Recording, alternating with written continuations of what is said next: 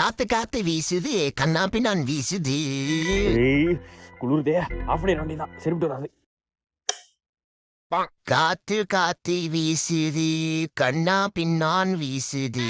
அப்பாடி ராத்திரி நேரத்து பூஜையில் ஆச்சு. சை, இந்த கொசு தலை வரியா, ஃபேனை போடுவோம். அப்பாடி அடிக்குது குளிரு திண்டாக்கு தக்கு ஜிங். ஆஃப் பண்ணிட வேண்டியதான், வேற வழி கிடையாது.